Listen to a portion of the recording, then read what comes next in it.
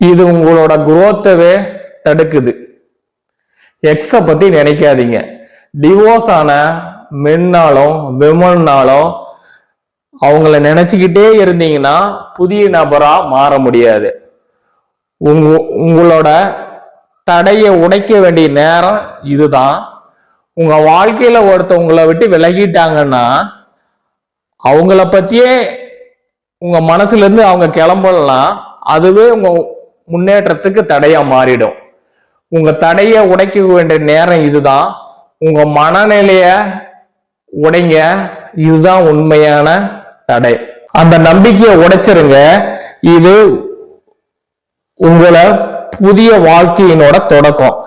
நம்ம வீடியோ போறதுக்கு முன்னாடி நம்ம சேனலை சப்ஸ்கிரைப் பண்ணாத சப்ஸ்கிரைப் பண்ணிக்கோங்க. டிவோர்ஸ்க்கு அப்புறம் உங்க லைஃப்க்கு உண்டான இன்ஃபர்மேஷன் ரெகுலரா நம்ம சேனல்ல போஸ்ட் பண்ணிக்கிட்டே இருப்போம். வாங்க வீடியோக்குள்ள போலாம். எக்ஸ் ஹஸ்பண்டு இல்லைன்னா எக்ஸ் வைஃப் இவங்க உங்களோட குரோத்தை தடுக்கிறாங்க. ஏன் இப்படி சொல்றேன் அப்படின்னா, உங்களுக்கு டிவோர்ஸ் ஆயிடுச்சு. நீங்க அவங்கள பத்தியே மனநிலையில நீங்க வாழ்ந்துகிட்டு இருந்தீங்க அப்படின்னா உங்களோட புதிய வாழ்க்கையும் புதிய தொடக்கத்தையும் எப்ப தொடங்குவீங்க? உங்களுக்குன்னு சில பிரச்சனைகள் உருவான பிறகுதான் உங்களுக்கு டிவோர்ஸ்ன்றது ஒரு ஸ்டேஜ்ல இருக்கீங்க. அதுக்கப்புறம் நீங்க மனநிலையில் மாறினால் அதுல என்ன பயன் இருக்கு சொல்லுங்க? அது மென்னாலும் சரி விமன்னாலும் சரி. ஒண்ணு, நீங்க பிரச்சனைகள் வரத்துக்கு முன்னாடியே அதுக்கு உண்டான தடையை போட்டிருக்கணும். இல்ல அப்படின்னா அடுத்த ஆப்ஷன் அந்த பிரச்சனைகளே வராம, டிவோர்ஸ் வரைக்கும் வராம அந்த பிரச்சனைகளை, அதாவது ஒவ்வொரு நாளும் பிரச்சனைகளுக்கு உண்டான செயல்களை நீங்க அப்பயே தடுத்திருக்கணும். இது ரெண்டுமே விட்டுட்டீங்க.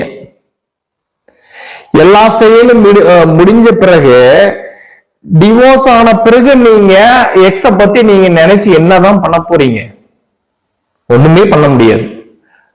உங்களுக்கு ஒரு குழந்தையோட நீங்க டிவோர்ஸ் ஆகியிருந்தாலும், இல்ல புதுசா மேரேஜ் ஆகி 6 months தான் ஆகுது, இல்ல ரொம்ப ஒரு 1 yearக்குள்ளதான் இருந்தாலும் நீங்க அவங்கள பத்தி நினைச்சு ஒண்ணுமே பண்ண முடியாது. அது உங்களுக்கு அவங்களோட நினைவுகள் ஒரு தடையாதான் உங்களுக்கு மாறுமா வழியா ஒரு புதிய நபராகவும் புதிய வாழ்க்கையாகவும் உங்களை மாத்துறதுக்கு அது 100% உதவி செய்யாது.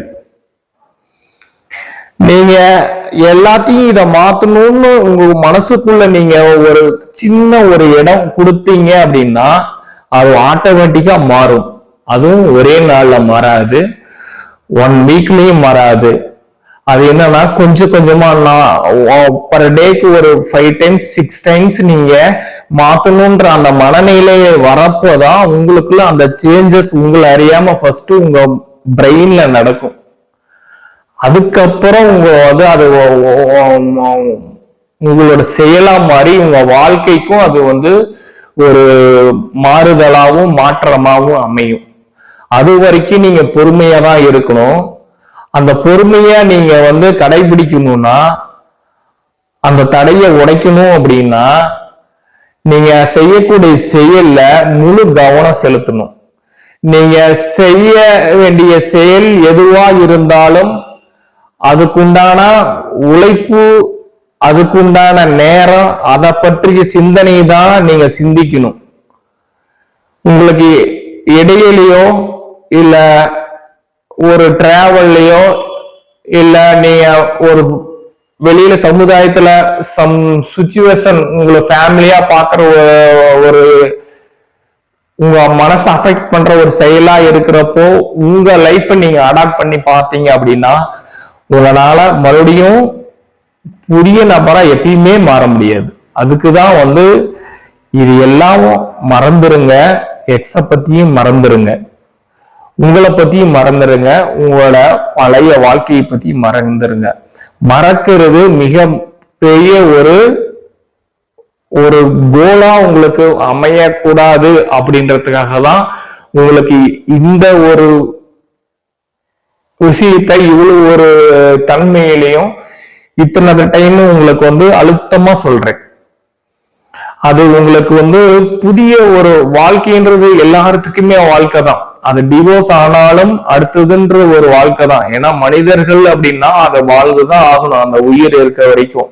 சோ அது உங்களோட சின்ன தவறுகளாக கூட இருக்கலாம், இல்ல பெரிய தவறுகளாகவும் இருக்கலாம். அது ஹஸ்பண்டானாலும் அது மென்னுனாலும் சரி விமன்னாலும் சரி. பட் ஆனா அது தவறு நடந்துருச்சு, இனி வர லைஃப்லயும் அந்த தவறுகள் நடக்கக்கூடாது. அதை உங்களோட லைஃப்க்கும் வரக்கூடாது. நீங்களும் உங்களோட செல்ஃப் அவேர்னஸ்லயும் உங்களையும் நீங்க தவறான ஒரு பாதையில கொண்டு போகக்கூடாது அப்படின்றதுக்காக தான் உங்க மனநிலையை ஃபர்ஸ்ட் மாத்திக்க சொல்றது. அவங்க எக்ஸ் ஹஸ்பண்டையோ ஒய்ஃபையோ பத்தி நினைக்க கூடாதுன்னு சொல்றது. இந்த ஒரு புரிதலும் ஒரு அவேர்னஸோட நீங்க ஒவ்வொரு நாளும் வாழ்ந்தீங்க அப்படின்னா உங்களுக்கு உண்டான புதிய வாழ்க்கையை நீங்க அமைச்சிக்கிறதுக்கு உண்டான ஏற்பாடுகளையும் நீங்க செய்ய முடியும். அதுக்கு உண்டான செயல்கள் உங்களையும் தன்னால உங்களை நோக்கி வரும். அது உங்களுக்கு அத செயல் நடக்கிறப்ப மட்டும்தான் அது உங்களுக்கு தெரியும். நான் மாறிடுவேன், எனக்கு வாழ்க்கை அமையணும் அப்படின்னா அது நிச்சயமா அது முடியாது. அதாவது ஒரு வாழ்க்கையிலன்றது ஒரு கன்சிஸ்டன்சி வேணுங்க. அந்த கன்சிஸ்டன்சி அது ஒரு செயலாகவும் இருக்கலாம், ஏன் நம்ம சிந்திக்கிற சிந்தனையிலையும் இருக்கலாம். ஏன்னா சிந்தனையில கன்சிஸ்டி இருந்தாதான் அது செயல ஃபர்ஸ்ட் ஆஃப் ஆல் வரும். அதுக்காக தான் சொல்றேன், உங்களோட சிந்தனையில நீங்க கன்சிஸ்டன்ஸா இருந்து உங்களோட எக்ஸ் ஹஸ்பண்டையோ இல்ல எக்ஸ் ஒய்ஃபையோ மறந்துடுங்க. நீங்க அடுத்த ஒரு வாழ்க்கைக்கு வாழ்றதுக்கு தயாராகுங்க. உங்களை முன்னெடுத்து செல்லுங்க. ஏன்னா உங்களுக்குன்னு உங்களை நம்பி சில சர்க்கிள் இருக்கும். அது ஃபேமிலியா இருக்கலாம், ஃப்ரெண்ட்ஷிப்பா இருக்கலாம், இல்லை அப்படின்னா உங்களோட அதாவது டிவோர்ஸ் ஆன பிறகு உங்க கூட ஒரு குழந்தையா கூட இருக்கலாம். அது யாரா இருந்தாலும் எல்லாமே ஒரு ஒரு உயிர். இந்த உயிரை சுத்தி டிபெண்ட் பண்ணி நீங்களும் உயிரோட இருக்கணும், ஒரு நிம்மதியா அந்த மற்ற உயிர்களையும் நீங்க வாழ வைக்கணும் அப்படின்னா உங்களோட செயல்களை மட்டும் முழு கவனம் செலுத்துங்க. எக்ஸ பத்தி நினைக்காதீங்க. ஆஃப்டர் டிவோர்ஸ்க்கு அப்புறம் உங்க வாழ்க்கை மாறணும்னா தொடர்ந்து நம்ம தமிழ் டிவோர்ஸ் லைஃப் சேனலை சப்ஸ்கிரைப் பண்ணிக்கோங்க. வாழாதீங்க, வாழ்க்கை தொடங்கியவங்க தான் அப்படின்ற வீடியோ ஃபர்ஸ்ட் கமெண்ட் லிங்க் இருக்கு, கிளிக் பண்ணி பாருங்க.